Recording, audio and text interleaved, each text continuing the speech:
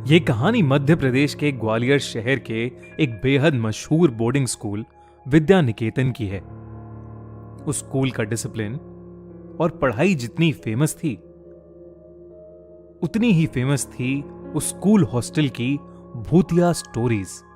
एक रात 12th class के 4 दोस्त मिलकर वहीं भूतिया बातें डिस्कस कर रहे थे, जब उनमें से एक लड़का सूरज कहने लगा कि उसके पास एक ऐसा गेम है जिसकी हेल्प से वो ये पता लगा सकते हैं कि हॉस्टल की सब फेमस बातें सच भी हैं या नहीं। सब वो गेम खेलने के लिए तैयार हो गए, मगर रवि उस वक्त किसी भी बात पर ध्यान नहीं दे रहा था, क्योंकि वो अपने फोन पर विंजो ऐप पर लूडो खेल रहा था और पैसे कमा रहा था। सूरज ने रवि के हाथ से फोन छीना और उसे भी वो भूतिया गेम खेलने बिठा दिया। वो गेम था चार्ली चार्ली। लोग कहते हैं कि चार्ली चार्ली गेम एक ऐसा गेम है जिससे आत्माओं से बातें करी जा सकती हैं। इनफैक्ट उनकी माने तो ये गेम इतना खतरनाक है कि कई लोग इसकी वजह से पागल भी हो चुके हैं और कुछ लोगों की तो जान भी जा चुकी है। सूरज ने सबको एक सर्कल में बिठाया और बीच में एक पेपर पर यस नो नो यस लिखकर उस पर 2 पेंसिल्स रख दी। रवि ये देखकर हंसने लगा और वो सर्कल से उठकर जाने ही वाला था कि अचानक कमरे की लाइट्स फ्लिकर करने लगी।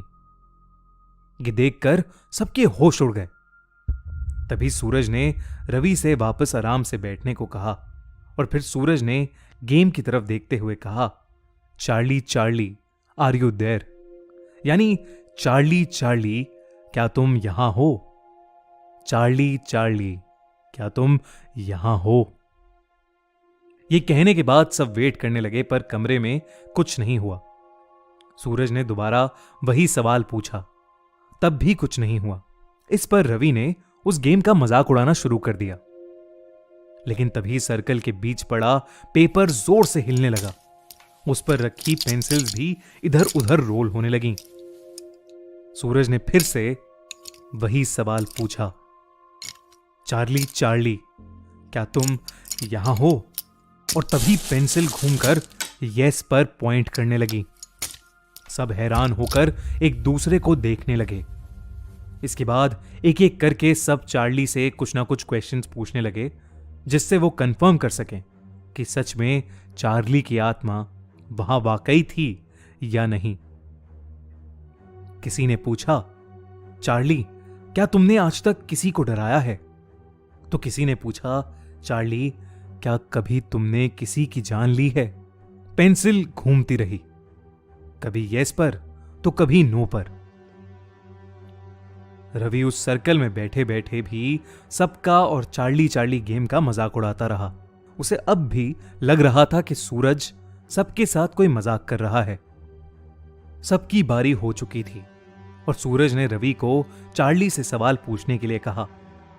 रवि ने मजाक में पूछा, चार्ली क्या तुम बेवकूफ और पागल हो? इस पर पेंसिल नहीं हिली और रवि को विश्वास हो गया कि चार्ली चार्ली गेम बकवास है और वो सर्कल से उठ गया।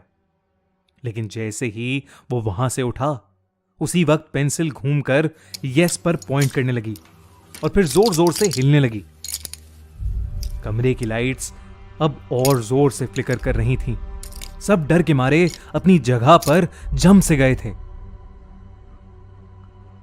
तभी अचानक से लाइट चली गई और पूरे कमरे में अंधेरा हो गया।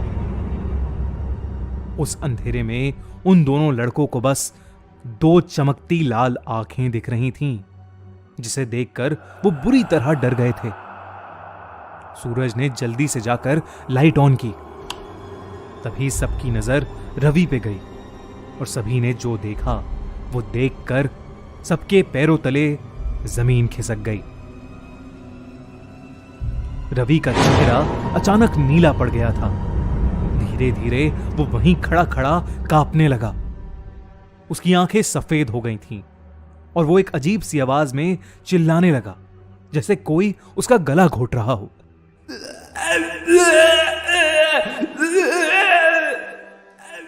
रवि की चीख सुनते ही वार्डन उनके कमरे में आ गया और तभी रवि बेहोश होकर जमीन पर गिर गया।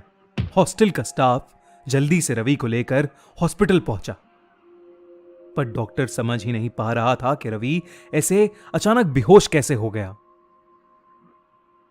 फॉर्चुनेटली रवि को 2 दिन बाद होश आ गया, लेकिन उसे कुछ याद नहीं था, ना ही किसी का गला घोटना, ना ही बेहोश होना, और ना ही चार्ली चार्ली गेम खेलना। सूरज और उसके बाकी दोस्तों ने डिसाइड किया कि वो लोग फिर से ऐसा कोई भूतिया गेम नहीं खेलेंगे।